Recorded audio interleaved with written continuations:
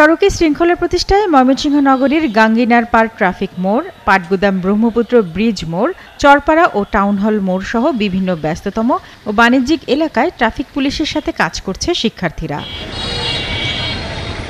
কাজটা চ্যালেঞ্জ হলেও নগরবাসীকে যানজট থেকে স্বস্তি দিতে হাসি মুখেই এ কাজ করছে তারা। চালক সহ সবাই শিক্ষার্থীদের কথা মানছে।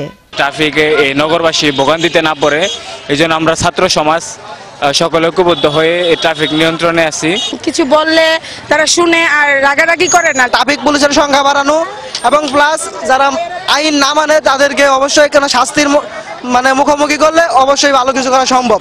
যখন পুলিশ ছিল না তখন শিক্ষার্থীরা মোড়ে মোড়ে ট্রাফিকের দায়িত্ব পালন করায় সাধুবাদ জানান নগরীর নানা শ্রেণী পেশার মানুষ। এরা অবশ্য করে ভালো হয়েছে, ছাত্ররা তৈরি করতেছে, আমাদের কাছে ভালো লাগলো। ট্রাফিকের দায়িত্বগুলি তারা ফিল আপ করছে, এটা আমাদের জনগণের জন্য উত্তম। আগে যে অবস্থা ছিল এখন বেশ ভালোই পরিবর্তন হয়েছে। এই কয়েকদিনের ভিতরে আমরা যেটি লক্ষ্য করেছি সেটা হলো যে যারা কিছুই মানতে চাইতেন না, কোথায় দাঁড়াবেন, কোথায় কিভাবে চালাবেন, কোথায় মোড় নেবেন, এই জায়গাগুলোতে একটা শৃঙ্খলা ফিরে এসছে। এদিকে গত 3 দিন ধরে কাজে যোগ দিয়েছে ট্রাফিক পুলিশ সদস্যরাও। তারাও শিক্ষার্থীদের এমন উদ্যোগকে স্বাগত জানায়।